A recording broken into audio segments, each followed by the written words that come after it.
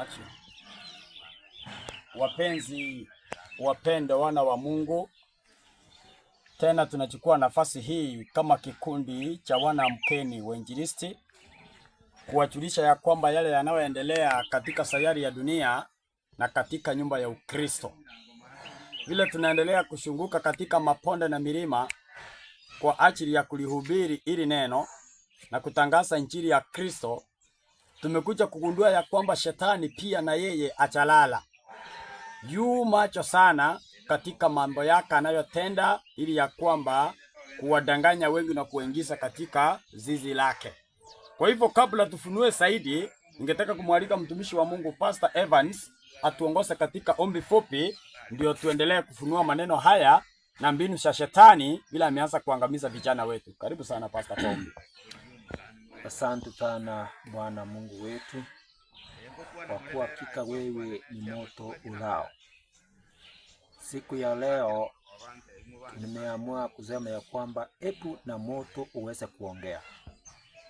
Naomba utukamilishe, utusamee dhambi na makosa tunapofanya huduma hii ya kuweza kuwanazua wana na binti zako kutoka mitego ya shetani, kwa kujoma ilizi na uchawi wote ambao umesumbua watoto wako. Mapenzi yako yatendeke Bwana, na zaidi ya yote ishara hii iweze kuonyesha hakika wewe mwenyewe utakuzanya miondoko na silaha zote za shetani na utasichoma kwa moto, na wana na binti zako watafunguliwa na watakuwa huru. Ibu mapenzi yako yatendeke tangu sasa na hata tutakapomaliza, maana ni katika Yesu Kristo tumeomba na kuamini. Amen. Kwa hivyo mpenzi mpendwa unaotutazama katika masaa haya, tunataka kukujulisha ya kwamba mahali popote ulipo, wewe baba mzazi, mama mzazi, mwalimu unayefunza wanafunzi shuleni, mwelekezi ni mhubiri kama sisi, ukiwa na hubiri, jua ya kwamba wale ambao unaowaongoza katika imani, unaowaongoza katika kisomo, unaowaongoza kama familia, vile vile kuna mambo mengine fiche yanayotendeka katika maisha yao. Kwa hivyo siku ya leo tunaenda kuwafunulia mambo mengi yenye tumekumbana nayo, lakini jina la mwenye alikuwa anahusika katika hayo tutaenda kulipana, hata uso wake tutaenda kuonesha, kwa sababu yeye amefungua roho na ametuonesha yale yenye amepitia tangu utotoni akiwa umri karibu miaka 4 mpaka sasa amekuwa mtu mzima, vile ametumika katika kusababisha ajali barabarani, hata kuua watu katika nyumbani mwao, na saa zingine kugoika na kuwa kama nyoka na kuwa kama paka, akianza kuangaisha watu wakilala usiku, hata watu wa familia yao ya karibu, tena wazazi. Kwa hivyo mzazi, ndio tunakuambia ya kwamba kinachotusaidia na anayetusaidia ya kwamba vile alikuwa akifunua maneno haya, alitamka ya kwamba ni kutokana na ombi la wazazi. Mama akiomba inafunga zile nguvu za shetani. Kwa hivyo nakushauri kama mtumishi wa Mungu na kama kikundi cha hiki cha injili cha Mkeni Wainjilisti Kwaya, uwe unaombea familia yako baba, uwe unaombea familia yako mama, ili ya kwamba ukitenda mambo hayo hakika utaona mkono wa Bwana, kama hii familia iliona mkono wa Bwana na ikafunua mambo mengi tutaenda kuyaonyesha. Sasa ni jinsi gani hii sasa inaleta jinsi gani utamshinda huyu namna gani?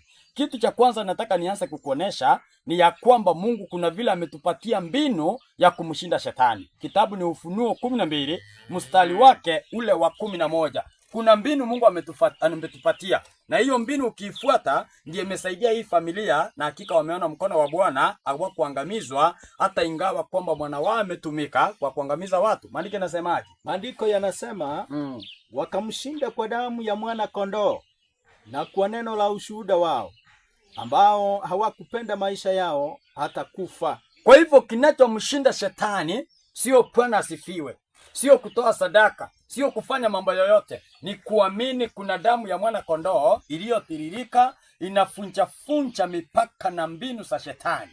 Kwa sababu hiyo kile kinachohitajika kwa kila mmoja ni kutambua kwamba kuna Yesu mbinguni, na hii damu ya mwana kondoo idumu katika maisha ya kila mmoja, idumu katika familia, idumu katika vyuo vikuu, idumu katika shule za msingi, idumu katika shule za za ubiri, ili ya kwamba hata makanisani na mkono wa Bwana ukaonekane. Kwa nini? Petro wa kwanza 5 mstari wa 8. Petro wa kwanza 5 mstari wa 8. 5:8. 5:8 Biblia inasema okay. Wa kwanza 5:8 maandiko yanasemaje? Maandiko yanasema muwe na kiasi. Muwe na kiasi, ndivyo maandiko yanasema, na kukesha kwa kuwa mshtaki wenu Ibilisi kama simba angurumaye usunguka akitafuta mtu amumeze. Kwa hivyo kila tumehadharishwa na mbingu ni ya kwamba tuwe macho sana, kwa sababu huyu Ibilisi ambaye ni adui wetu anasunguka akinguruma kama simba na akitafuta mtu amulaye. Kwa hivyo ndio naona ya kwamba shetani ameingia katika ndani ya watoto wadogo, wakiwa shuleni, wakiwa barabarani, wakiwa kanisani, na akiingia ndani yao sasa na watuma kwa kusababisha ajali barabarani, kuchoma mashule na kuleta mambo mengi na magonjwa yasiyotambulika. Kwa hivyo kila tumeambiwa ni kuomba na kutenda yaliyo mema katika Mungu. Sasa kuna vitu mingi vinatumika katika mambo hayo. Kitu cha kwanza, kuna kitu chombo pasta kunacho hapa mkononi. Ukitazama baba mzazi, hiyo inaitwa ni ringa. Inapendelea kuvaliwa sana na watoto wasichana wa umri mdogo, na zaidi ya yote na hata watu wazima wanaozitumia jinsi hii. Unaangalia katika hizi vitu siko hapa, siko na mianya ya shetani sinapotumika katika kusababisha ajali barabarani. Sababu wanatangaza ya kwamba akiinua kwa barabara jinsi hii, hakika magari yanaanguka na watu wanakufa. Hicho ni kitu kimoja, chukua pasta hiyo. Tena kuna hii mkopo nataka nifungue, utaona mambo mengi vile yamefunuliwa. Hapo ukitazama hapa ndani, kuna hiki kitu ambacho ni kitu cha kawaida, kinauzwa katika soko mbalimbali, na vile vile sinauzwa, unaona ni vitu za Masai na vitu zingine. Na hii kitu unaona sana wengi wanafalia wakina mama, akifunga jinsi hii na akifunga jinsi hiyo anaifalia kwa shingo lake. Sasa huyu akifalia kwa shingo lake linaleta maafa na mambo mengi na mambo maofu ya mauaji na mambo mengi. Ukitazama hizi pidi siko hapa, ni sehemu inaonekana kama chicho, na ukitazama katika vichwa vya wanaume na wanawake wa siku hizi wananyoa jinsi hii. Unanyoa upande huu na upande huu, na ukifanya jinsi hiyo, yu unafanya alama inaitwa the anti-karoko sign, the eye of the Olis, inayotumika katika miungu ya samani, miungu ile iliyokataliwa. Ndiyo sababu Mungu anatuonya vijana na akina mama, kitabu cha Walawi 19 mstari wa 27, ili ya kwamba tuonye onyo la Mungu na tuone vile nashirikiana na mambo ya ushirikina wa shetani. Kwa hivyo baba mzazi, mama mzazi, ukiona kanisani, wewe ni kiongozi wa kanisa, ukiona watu wamenyoa jinsi hiyo na wamejipamba katika hali hiyo, ukumbuke kwamba wamejiingiza bila kujua katika hali ya ushetani. 19 Walawi 27, maandiko yanasemaje? Inasema msinyoe denge pembe za vichwani, wala msiharibu pembe za ndevu zenu. Kwa hivyo Mungu anasema msinyoe denge, yani kukata nywele upande huu na unaacha nyingine ikiendelea juu. Ukiendelea juu, ukiona kwamba imekatwa jinsi hiyo, ikiendelea juu jinsi hiyo, sasa kunyoa denge ndio Mungu anakataa. Sababu ndio hiyo, unaona ya kwamba ni mfano wa hicho chombo unaona hapo, hicho ambacho ni jabulo na hicho chingine ambacho ni chekundu. Huo ndio mfano wake. Ukiwa jinsi hiyo, uko na ishara yake, wanaita the anti-karoko sign, the eye of Olis. Ndio unapata akifanya hivi, inasababisha magonjwa, inasababisha mambo ya mauti barabarani na mambo mengine yasiyojulikana. Kwa hivyo mambo kama hayo ndio tunawashauri wazazi na vijana wanaosikiza na kutazama, ili ya kwamba Mungu awasaidie mchiondoe. Sababu wenye wameua watu ndio wamepeana hizi vitu na wamesema vile wanazitumia. Wewe unaona ni kitu cha kawaida, na sana sana ukitumia kitu kama hiki, unalala usiku, wewe ni msichana, unaota ya kwamba kuna babu yako hukumuona lakini unamuota. Baadaye unaamka asubuhi ukiwa mchofu, na katika ule uchofu wanasema ya kwamba ulikuwa unafanya mapenzi na mashetani na mnazaa watoto wanaenda kutolewa kafara chini ya bahari, mambo ya mizimu. Kwa hivyo ndio tunaambiwa ya kwamba tujiadharisha na mambo kama haya. Hiyo ni sehemu ya kwanza tumeangalia katika hali hiyo. Chukua hiyo pasta. Sasa kuna kitu kingine hapa.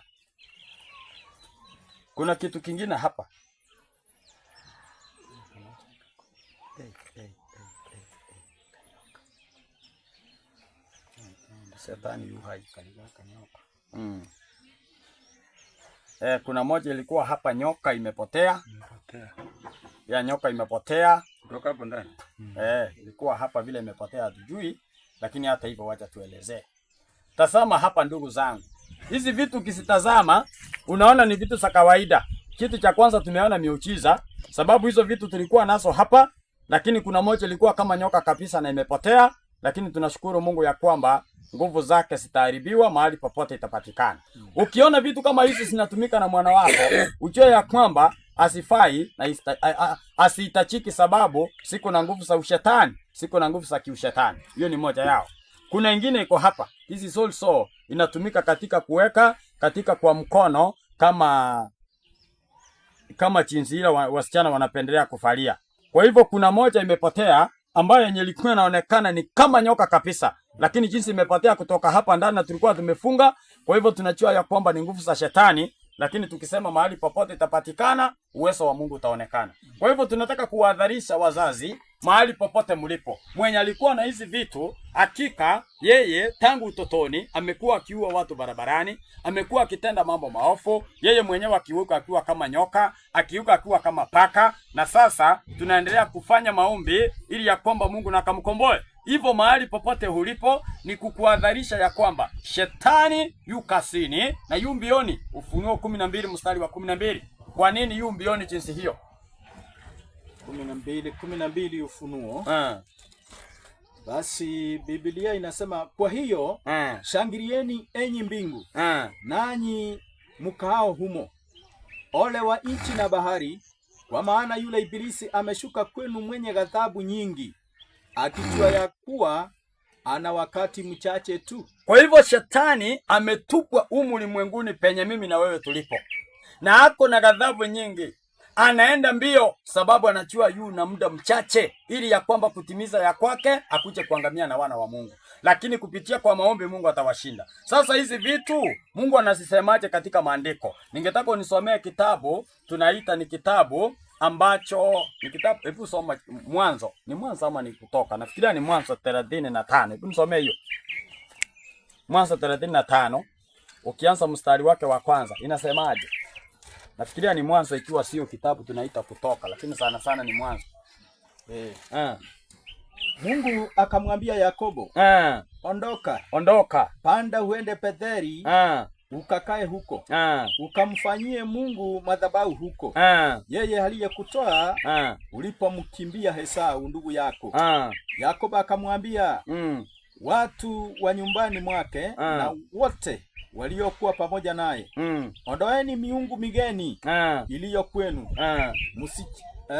mchisafishe, mukabadili nguo zenu. Kidogo kabla usome fungu la 3. Kwa hivyo kuna miungu migeni ambayo tunaitumia katika familia zetu, ambayo inapatikana katika nyumbani mwetu, ambayo inapatikana kila mahali. Hiyo miungu migeni Yakobo aliambiwa iondoe kwa familia zao. Ni miungu ya namna gani? Soma fungu la 3 sasa. Tuondoke. Kwa hivyo wewe msichana, wewe mama, nataka usikize vizuri. Miungu migeni ni gani hiyo? Tuondoke, tupande kwenda Betheli, nami nitamfanyia Mungu madhabahu huko, yeye aliyenisikia siku ya shida yangu, akawa pamoja nami katika njia yote niliyoiendea. Nao wakampa Yakobo miungu migeni. Sasa sikiza, miungu migeni ni nini? Nasemaje? Yote iliyokuwa mikononi mwao. Na pete. Kwa hivyo pete, kuna pete zinatumika, ile yenye iko na kitu, iko na alama kama ya chicho. Hiyo ni miungu migeni. Ukiona umefalia hiyo mambo ya pete, ni miungu migeni yenye Mungu hahitaji ipatikane katika miili yetu. Naendelea kusema, na pete zilizokuwa masikioni mwao. Na zile unaona kuna vitu watu wanafalia kwa masikio. Hiyo ni miungu migeni. Naye Yakobo akasificha chini ya mwaloni ulioko Shekem. Kwa hivyo miungu migeni ni vitu kama hizi watu wanafalia, hizo pete, kutoboa masikio, na hizo zote mpaka siku hizi watu wanatoboa mpaka kitofu, ili ya kwamba akifalia vitu kama hizi chains, hizo ni miungu migeni. Ndio Mungu anasema kwamba tusitoe. Kwa sababu hiyo, kama tumepeana jinsi hii hizi vitu, leo tunaenda kuviangamiza. Ningeomba sasa mzee Elder John ulete hizo box hapa, ili ya kwamba tutaenda kuangamiza hizi vitu. Na ni kwa nini tunasiangamiza kwa moto? Kitabu tunaita Waebrania 12 mstari wake wa 29, ili ya kwamba tuone ni kwa nini hizi vitu zinaangamishwa kwa moto na ni kwa sababu gani. Sababu kupitia kwa moto ndivyo hizi vitu zinaungua, na ndivyo uwezo wa shetani utakuja kuangamizwa.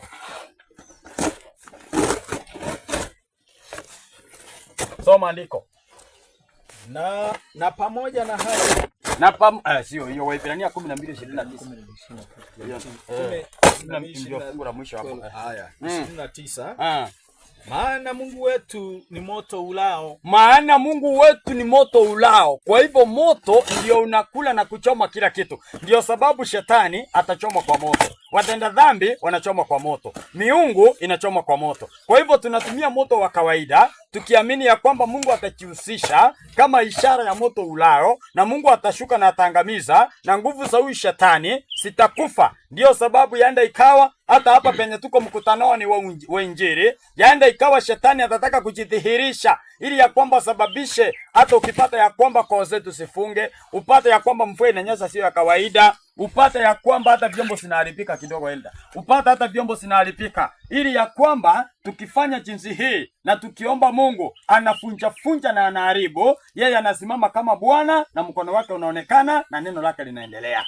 Kwa hivyo kwa imani unapotutazama wenye tuko hapa, tunaamini ya kwamba tukichoma hizi vitu mwenyewe atakuwa amefunguliwa, hata ingawa kuna kimoja ambacho kilikuwa cha muhimu kimepotea. Vile kimepotea hatujui, lakini Mungu atakifunua sababu yeye ni Bwana. Hivyo sasa ningetaka kuchukua nafasi hii nikimwalika mzee Ibrahim utufanyie ombi. Zaidi ya yote, baada ya ombi hii mzee Elder Charles atachukua nafasi, petroli ikiwekwa hapa awakise kiberiti hizi vitu siungue. Kwa hivyo mzee Ibrahim tunakuomba tuongoze katika ombi. Kidogo baada ya tukimaliza kuomba na ikisikiwakishwa tutaendelea kuimba ule wimbo tunahitaji, nimekombolewa kwa damu ya Yesu. Naona ni kama mzee amesema tupige magoti kwa ajili ya maombi.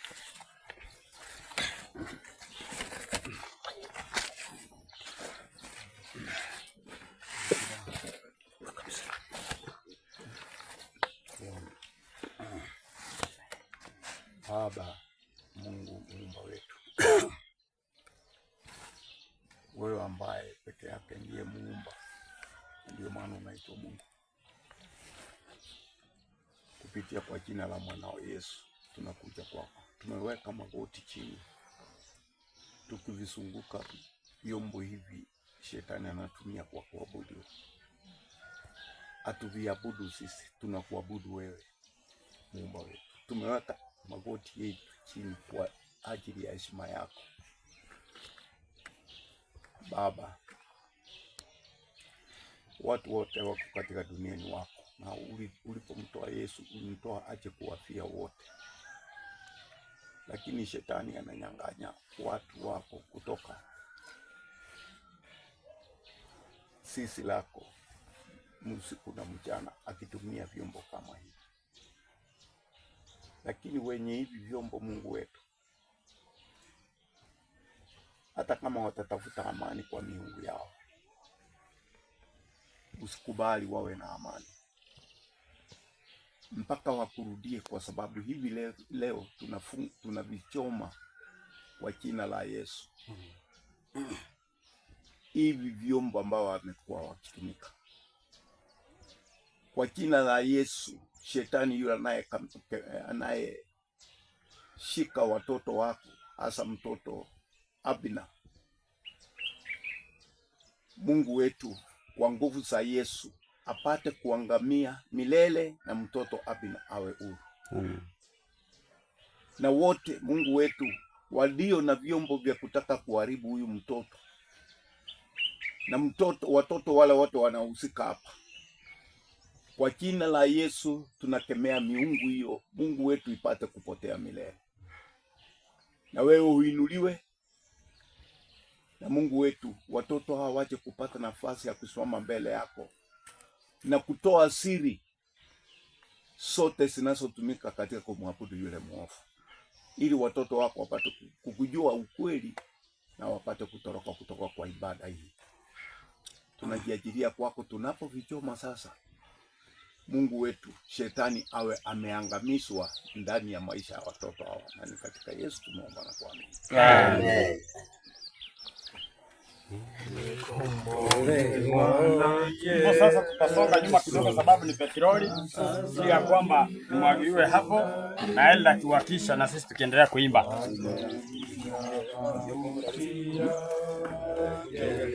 mimi ni mtoto wake. Kombolewa, nakombolewa na damu ya kombolewa,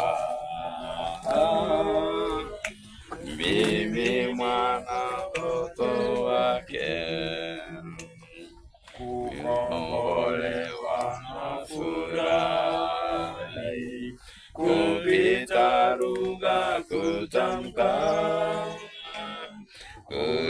kulionyesha pendo lake. Mimi ni mtoto wake. Kombolewa, nakombolewa na damu ya Yesu. Kombolewa,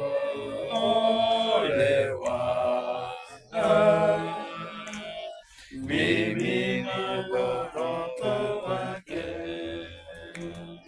Najua taji imewekwa mbinguni tayari kwangu, muda kitambo atakuja, ili aliponiweko. Kombolewa, nakombolewa na damu ya Yesu. Kombolewa,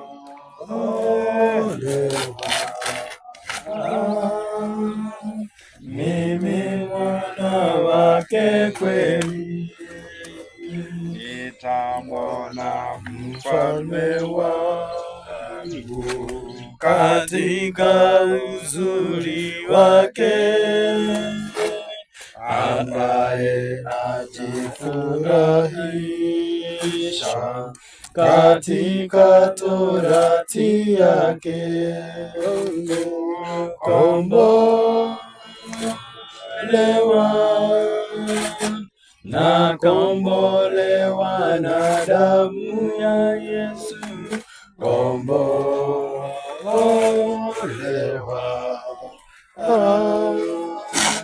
mimi mwana wake kweli.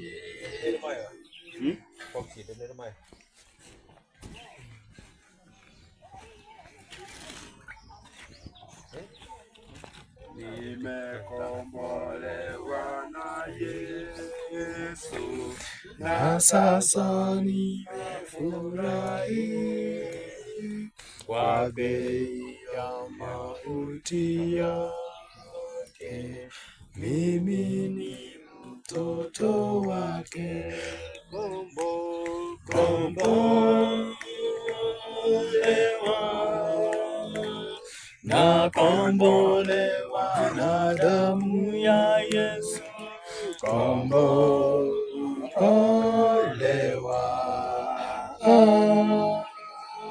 mimi mwana wake kweli.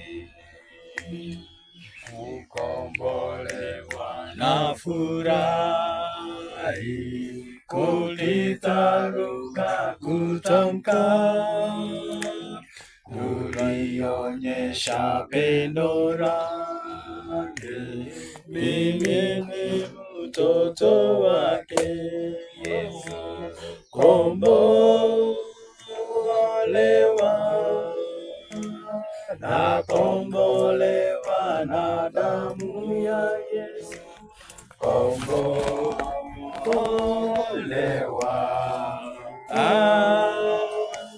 mimi mwana wake kweli. Nitamwona mfalme wangu katika uzuri wake, ambaye najifurahisha katika torati yake. Kombolewa, nakombolewa na damu.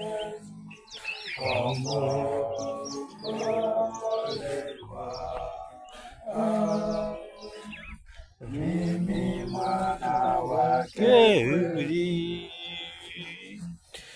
Sawa, Mulisi George utatuongoza kwa maombi tunapomaliza huduma hii katika siku ya leo.